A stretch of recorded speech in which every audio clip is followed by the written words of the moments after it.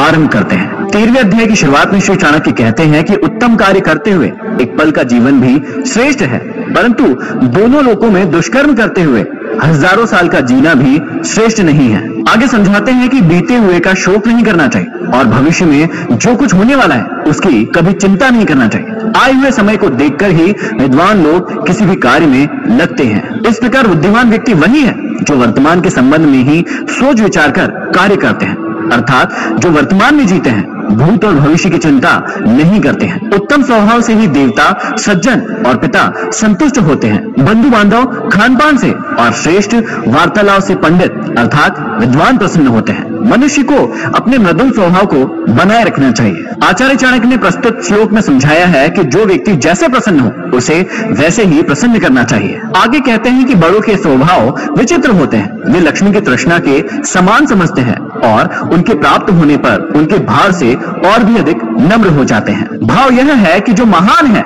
वे धन के महत्व को कुछ नहीं समझते। उनका स्नेह स्वभाव धन से भी अधिक ऊंचा होता है। आगे बहुत ही अच्छी बात समझाई है जिसे हर इंसान को समझना चाहिए। आज की जिंदगी में कई लोग किसी व्यक्ति से लगाव लगा लेते हैं। श्री चाणक्य कहते हैं कि जिसे किसी से लगाव है वह उतना ही भयभीत होता है। लगाव दुख का कारण है, दुखों की जड़ लगाव है, अतः लगाव को छोड़कर सुख से रहना सीखो। आगे समझाते हैं कि भविष्य में आने वाली संभावित विपत्ति और वर्तमान में उपस्थित विपत्ति पर जो तत्काल विचार करके उसका समाधान खोज लेते हैं वे सदा सुखी रहते हैं। इसके अलावा जो ऐसा सोचते हैं कि यह होगा वैसा होगा तथा जो होगा देखा जाएगा और कुछ उपाय नहीं करते, वे शीघ्र ही नष्ट हो जाते हैं। यहाँ चाणक्य ने कर्म करते रहने और भगवान के भरोसे ना बैठे रहने की बात कही है।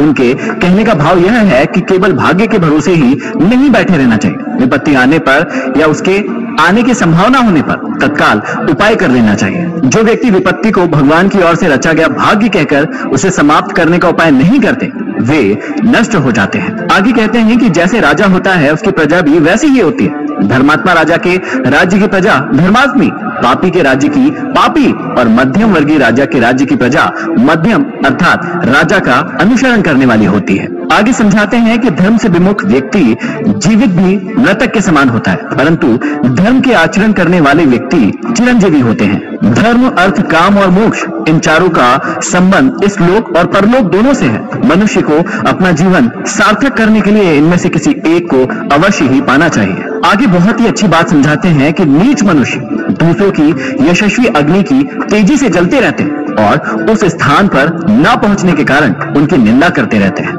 दूसरों की निंदा सदैव दुष्ट व्यक्ति ही किया करते हैं। वे दूसरों के यश को देखकर सदैव ईर्ष्या में जलते रहते हैं। आगे समझाते हैं कि मन को विषयहीन अर्थात मोह माया से युक्त करके ही मोक्ष की प्राप्ति हो सकती है, क्योंकि मन में विषय वासनाओं के आगमन के कारण ही मनुष्य मोह माया के जाल में आसक्त होकर रह जाता है। अतः हर मनुष्य को मन को जीतने का प्रयत्न करना चाहिए। चाणक्य कहते हैं कि मन की इच्छा के अनुसार सारे सुख किसको मिलते हैं, अर्थात किसी को नहीं मिलते। इससे यह सिद्ध होता है कि देव के ही बस में सब कुछ है, अतः संतोष का ही आश्रय लेना चाहिए। आगे चाणक्य जीवन की बहुत ही बड़ी बात समझा रहे हैं कि जैसे हजारों गायों के मध्य भी बछड़ा अपनी माता के पास आ जाता है, उसी प्रकार किए गए कर्म कर्ता के पीछे पीछे आ जाते हैं। मनुष्य जैसे कर्म करता है उसे फल भी उसी के कर्मों के अनुसार प्राप्त होते हैं। अतः सदैव अच्छे कर्म करके ही अपना जीवन सुधारना चाहिए। कहते हैं कि अव्यवस्थित कार्य करने वाले को न तो समाज में और न ही